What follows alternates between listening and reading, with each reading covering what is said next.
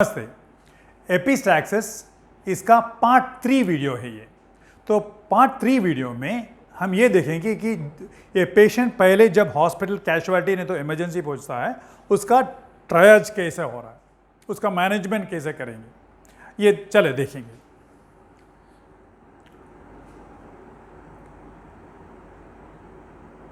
तो ट्रायज के लिए जब पेशेंट कैजुअलिटी नहीं तो इमरजेंसी आएगा, हमारे पास जब आएगा तो ईएनटी डॉक्टर का माइंड में 3 सवाल है कि इसका जनरल कंडीशन कैसा है, दूसरा इसका ब्लीडिंग कैसा स्टॉप करें, तीसरा इसको ब्लीडिंग क्यों हो रहा है। ये तीन सवाल का जवाब करके वो जवाब लेके उसको डील करना है। तो पहले वाला पेशेंट का जनरल कंडीशन कैसा है। तो जब भी पेशेंट ब्लीडिंग से आएगा, पेशेंट को कंप्लीटली एप्रन से कवर करना है।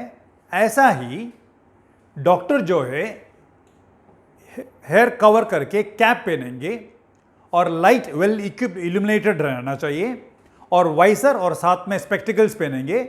मास्क के साथ फुल बॉडी एप्रन भी रहेगा और फुल्ली इक्विप्ड कैजुअलिटी जो भी है स्टाफ, ऐसा ही स्टाफ नर्स भी साथ में, वेल ट्रेन स्टाफ नर्स भी चाहिए। अभी जब पेशेंट आएगा, समझे ये पेशेंट है मॉडरेट टू सीवियर ब्लीड का, ऐसा पेशेंट है, तो पहले हमें amount of blood loss assess करना है, कितना खून बहा है। तो ये हिस्ट्री से हम पता कर सकते हैं। तो पेशेंट के साथ जो भी आए इससे पूछेंगे तो वो बोलेंगे कि एक शर्ट का सामने फुल हो गया और शर्ट भी हम साथ में लाए। तो तकरीबन देखेंगे तो एक छोटा सा एक मॉडरेट साइज गॉस पीस जो है वो 30 ml ब्लड चूसता है। तो उसके हिसाब से हम पता कर सकते हैं कि कितना अमाउंट ब्लड गया है, वो एक। और दूसरा ये है कि पेशेंट का जनरल कंडीशन देखने के लिए एयरवे, ब्रीथिंग, सर्कुलेशन, ये 3 नॉर्मल होना चाहिए, ये पर ऐसा जाएगा। तो उसके बाद वाइटल्स देखना है। तो पल्स रेट और बीपी सिस्टर चेक करेगी, और pulse rate suppose blood pressure normal है, पल्स रेट नॉर्मल है, मतलब पेशेंट ठीक है। ब्लड प्रेशर कम है, पल्स रेट थोड़ा ज़्यादा है, मतलब ब्लीडिंग हो रहा है। बीपी बहुत कम है, पल्स रेट वीक है, बहुत ज़्यादा है, मतलब पेशेंट बहुत ब्लीड किया है और उसका बॉडी कॉम्पेंसेट भी नहीं कर रहा है, फेलियर पे जा रहा है, शॉक पे जा रहा है।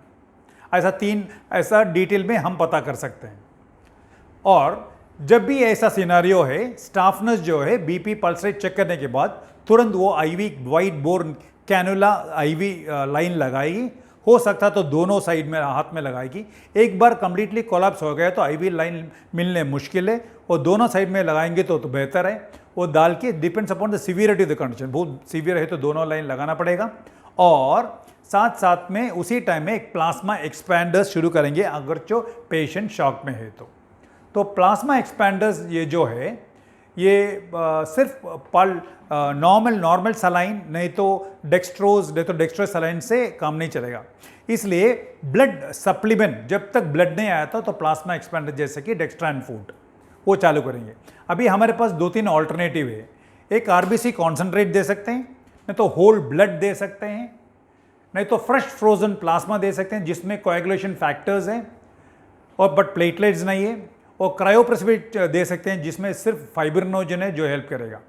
और ब्लड जो है 350 ml का होता है यूजुअली, और वो चलेगा 4-5 घंटे में और a period of 4 to 5 hours. Fresh frozen plasma जो है 200 ml में आता है, और क्रायोप्रेसिपिटेट जो है 20 ml में आता है। तो ये हुआ सप्लीमेंट के बारे में।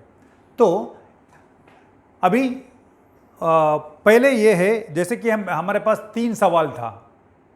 एक जो है जनरल कंडीशन असेस कर दिया, सेकेंड जो है तो अरेस्ट हेमरेज स्टॉप ब्लीडिंग, नाक से स्टॉप करने के लिए क्या क्या करना है। उसके लिए हमारे पास इतना ऑल्टरनेटिव है। तो उसके पहले और एक बात बताना चाहता हूँ। तो पेशेंट हमारे सामने है, नाक से ब्लीड हो रहा है, और समझो कि पेशेंट का ब्लड प्रेशर थोड़ा ही कम है, उतना ज़्यादा नहीं है, पेशेंट बैठ सकता है। तो उसको हम बिठाएंगे और बोलेंगे कि सामने लीन करो, बेंड करो, और नाक के सामने के पार्ट पिंच करो एंड मुंह खोल के सांस लेने के लिए। जैसे जैसे ये पिक्चर में मुंह खोल के सांस लेना है, नाक में पिंच करना है, मुंह खोल के सांस लेके जब जितना भी ब्लड आ रहा है वो मुंह से आ रहा है वो थूक देना चाहिए। और आइस पैक में तो कोल्ड पैक जो है वो सीने में फोरहेड में एंड नाक के ऊपर रखना है कंटिन्यूसली। और नाक पिंचिंग जो है 5 मिनट से लेके 20 मिनट तक करना है। इसी टाइम में हम मेडिसिन मिक्स करके कॉटनॉइड में डाल के नाक के अंदर रखेंगे। तो ये हुआ प्रिलिमिनरी फर्स्ट एड का। और इसके बाद ट्रीट द कॉज। तो कॉज का जो है, अगर जो पेशेंट हाइपरटेंसिव है ऑलरेडी पता है तो ब्लड प्रेशर कंट्रोल होना चाहिए, कंट्रोल करना चाहिए। तो हीमोफीलिया पेशेंट है वो भी पता है तो फैक्टर 8 कॉन्सेंट्रेट देना है। लो प्लेटलेट है तो तुरंत तो पेशेंट बताएंगे और पेपर भी लाएंगे कि इनको ये प्रॉब्लम है, पहले बार बार ब्लीडिंग होने का चांसेस है, ऐसा ये बार भी हो गया तो ये देना है। तो हमें कॉज पता है तो कॉज को हमें ट्रीट करेंगे तो तुरंत रुक सकता है ब्लीडिंग। और तो ये जो प्रिलिमिनरी एग्जामिनेशन होने के बाद करने के बाद नाक पिंच करने के बाद 5-20 मिनट तक खून रुक नहीं रहा है तो नाक में अंदर एक दवा रख के वो कॉटनॉइड में रख के वो निकालने के बाद एंडोस्कोपी करेंगे। एंडोस्कोपी करके ये देखना है कि ब्लीडिंग कहाँ से आ रहा है, सामने के उधर से कि पीछे से उधर से।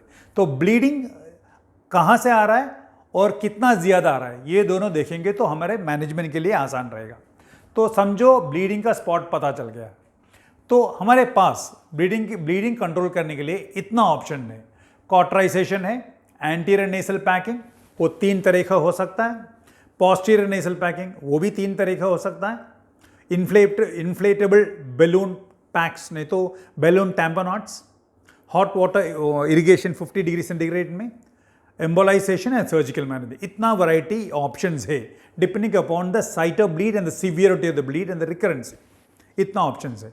तो ट्रायज ये हो गया कि जनरल कंडीशन हमने असेस कर दिया और ब्लीडिंग साइट हमने देख लिया और ब्लीडिंग कंट्रोल करने के इतना ऑप्शंस बता दिया। और प्राइमरी सेकेंडरी कॉज कुछ है तो सेकेंडरी कॉज भी उसी टाइम में फिजिशियन और कार्डियोलॉजी जो भी है उनको बुला के सेकेंडरी कॉज मैनेज करने के लिए वो भी उनको भी बता दिया। अभी ENT साइड से जो भी ट्रीटमेंट है वो एक एक करके देखेंगे। To start with from the cauterisation. तो नेक्स्ट वीडियो जो है जो पार्ट 4 वीडियो वो कॉटराइजेशन के बारे में है वो आप देखिए ज़रूर। नमस्ते।